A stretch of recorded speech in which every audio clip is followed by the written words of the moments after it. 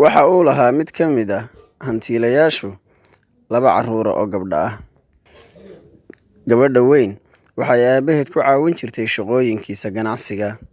Waxa ay jeclayd adduunka, hantiga, waxayna ku ahayd mid mashquul ah. Halka ay taka yari oo ala ahi ay ahayd mid dhaqan iyo diin leh, daacadna ay ahayd, cibaadadana ay aad ugu dheganayd. Waxa ay jeclayd alaa inay wax wanaagsan samayso, dadkana caawiso. Iyaduna waa ay qurux badnayd. Maalin maalmaha ka mid ah ayaa ganacsadihii waxa uu helay faa'iido aad iyo aad u fara badan. Labadoodiiba waxa uu siiyey min 1 malyan oo gini si ay mid waliba ugu qaadqaado si ay doonto. Tii weynayd ee nolosha jeclayd ayaa gaadhi cusub soo iibsatay. Alaa waxay guda gashay inay masaajid dhisto iyo boos weyn oo haweenka wax lagu baro. Markii masaajidkii uu dhammaaday dhismihiisii oo ay codsatay in dhammaan shaqaalaha laga saaro, ayay codsatay haddana inay masaajidka gudihiisa gasho, waana ay booqatay. Si la yaab leh ayaa nin dhallinyaro ahi wuxuu ugu jiray meesha weysada. Iyadoo aan cidi dareemin ayuu markii uu ka soo baxay dhinaca weysada waxa uu arkay ala iyo quruxdeedii oo uu la yaabay, waana uu jeclaaday markiiba.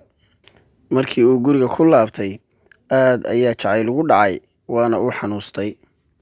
Gubashana waa uu ka kici kari waayey. Walaashiisii la hooyada ahayd ayaa u baqday, dabadeedna way weydiisay oo waxay tidhi dhibka ku haysta xaggee lagaa soo raacay. Waxa uu u sheegay inuu soo arkay ala, ayna tahay gabadha ninka hantiilaha ah. Haddii aanu gabadha helinna uu dhiman doono. Waxaana uu u sheegay walaashiis inuu ka baqayo inay ku gacan saydho haddii loo doono. Gabadhii ayaa u naxday walaalkeed, waana ay u baqday. Waxayna aaday gabadhii uu ninka hantiilaha dhalay, iyadoo ku leh markii ay uga warrantay warbixinta walaalkeed inuuna u baahan yahay, sababihiina ay u sheegtay si walaalkeed uu u noolaado. Waxayba la yaabtayba sida wanaagsan ay gabadhu u soo dhaweysay. Arrintaasi oo markiiba ku dhiirisay inay fariintii gudbiso. Alaa ayaa waxay ugu jawaabtay waa inuu habeenkii dukadaa 40 habeen. Kadib baanu sheekaysan doonaa. Gabadhii waa ay soo laabatay iyadoo farxaysa.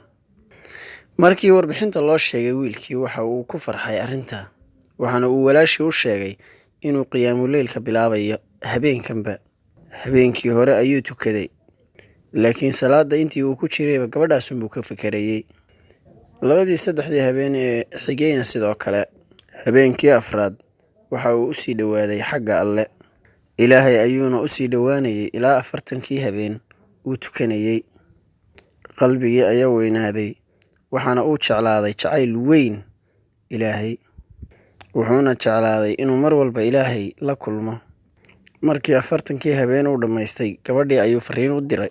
Markii ay gabadhii kale u tagtayna, waxay u sheegtay in walaalkeed soo salaamayay, una mahad celinayo. Ilaan waxa ay ka qayb qaadatay in walaalkeed isu bedelo dhanka suubane.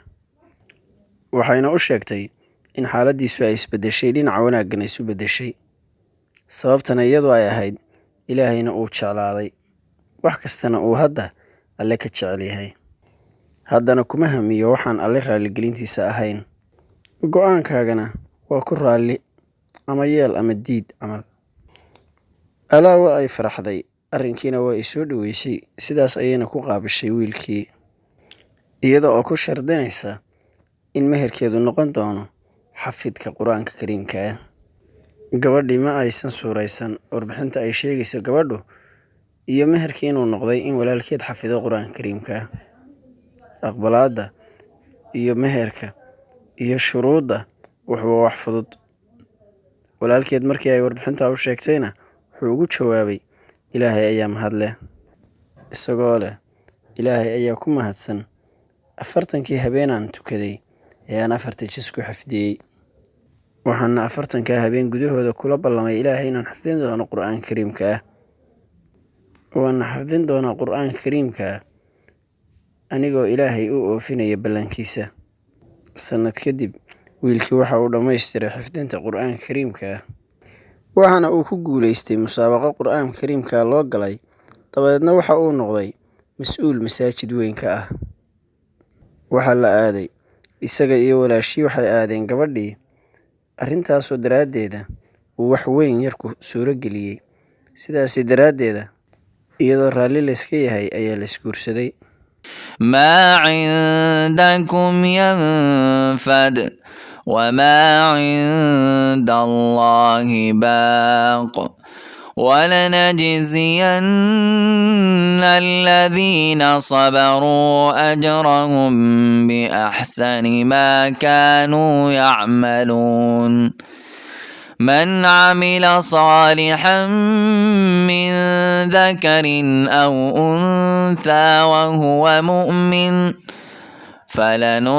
فلنحيينه حياة طيبة